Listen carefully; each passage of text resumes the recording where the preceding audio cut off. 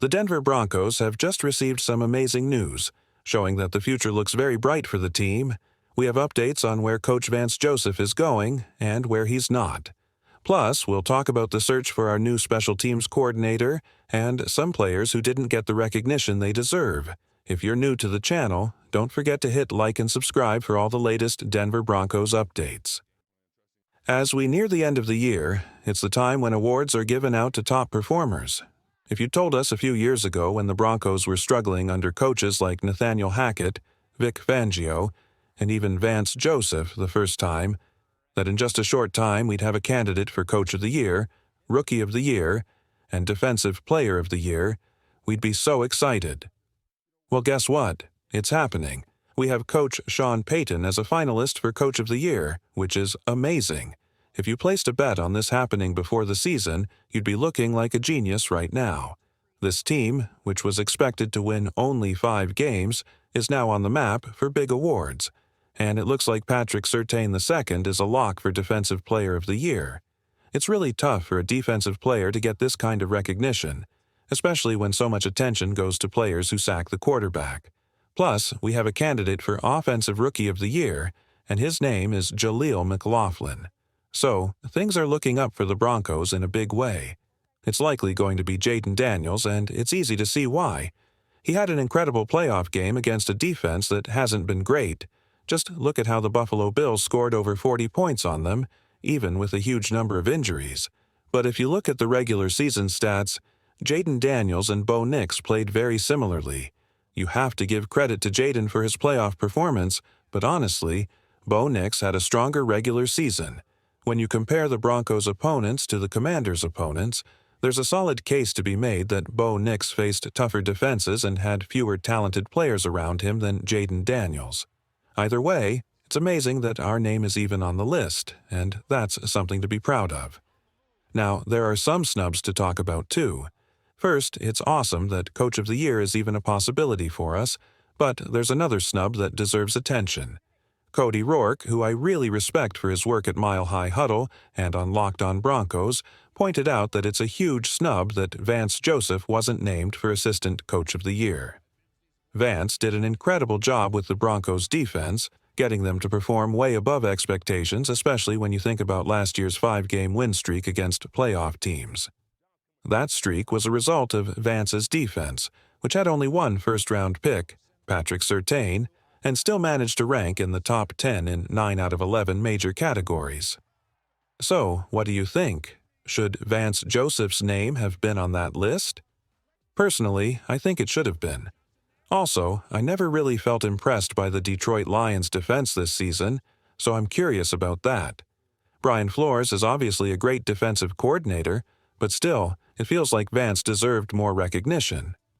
Vic Fangio is also a name in the conversation, but I think you could have easily swapped Aaron Glenn for Vance Joseph in the list. It's an interesting thought.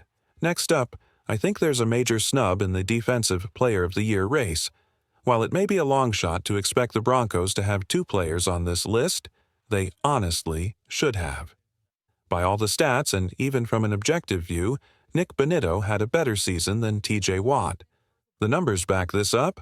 ML Football posted some interesting stats. Bonitto had more sacks than Watt, and though he had 7 fewer tackles, he had 2 forced fumbles compared to Watt's 6. But here's the kicker. Bonitto also had an interception. And not just any interception, but a game-sealing one that led to a touchdown, plus another fumble recovery for a touchdown. Looking at that, you could definitely argue that Nick Bonitto deserved a spot on that list. Even if he's not there now, the future is incredibly bright for this team, with so many young players making an impact. These aren't just young players who are barely scraping by. They were almost tied with the Buffalo Bills at halftime. That's something to be very excited about moving forward. Now, let's get into the next piece of news. There's been a lot of buzz about Ben Johnson and his potential move to the Chicago Bears as their next head coach. Originally, it was reported that Sean Payton wanted to bring in Darren Rizzi, the special teams coordinator from the New Orleans Saints, who's been consistently great at making that unit one of the top 10 in the league. Payton had hoped to reunite with him, but now there's some chatter that Rizzi might not be coming after all.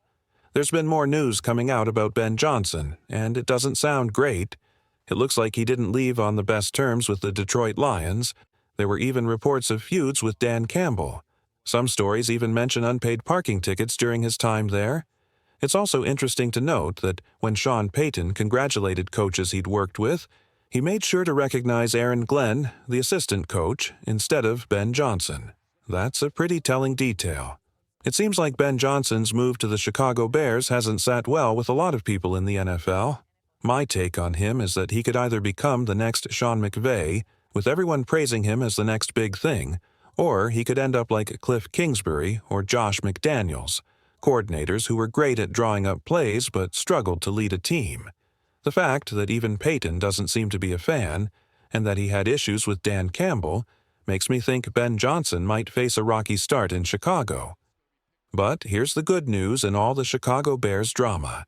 Darren Rizzi, the special teams coordinator from the Saints, is back on the table for the Broncos. Since it looks like Rizzi won't be heading to Chicago after all, the Broncos could still make a move to bring him in. This would be a huge upgrade for the Broncos' special teams.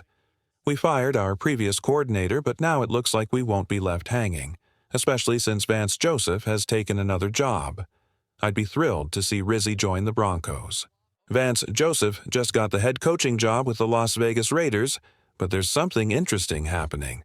For a while, everyone thought the Raiders were going to hire Pete Carroll, but just a few hours ago, news broke that Pete Carroll is actually talking to the Dallas Cowboys. What if, at the last minute, the Cowboys swooped in and stole Carroll away? If that happens, Vance Joseph could be back in the mix for the Raiders' head coach job. That would force the Broncos to rethink their plan. Could Jim Leonard get the job now? If so, we'd get 2 compensatory picks. It's an interesting situation to keep an eye on. In other Raiders news, they did end up firing their GM, Tom Telesco. He had a couple of solid drafts, but the Raiders felt confident they were going to land Ben Johnson. Then, Ben Johnson turned them down without even interviewing. He just did a Zoom call and exchanged some texts, which definitely created some bad blood between him and the Raiders. The Raiders have now hired a new GM, a guy named Spy Tech, which everyone found pretty funny because of his name. Spy Tech used to work with Tom Brady in Tampa and was the GM who brought Brady in when he was 43. Now there are rumors that the Raiders could be eyeing Aaron Rodgers as their quarterback since they don't have a top pick in the draft. With their quarterback situation up in the air, they might have to either go with Aidan O'Connell or bring in Rodgers. If Pete Carroll ends up in Vegas, could we see a return of Russell Wilson with the Raiders? Either way, it's going to be a fun season playing against them, whether it's a 41-year-old Aaron Rodgers or a completely cooked Russell Wilson. Let me know how you feel about the Broncos' chances with their year-end awards. Broncos country, there's a lot to be excited about.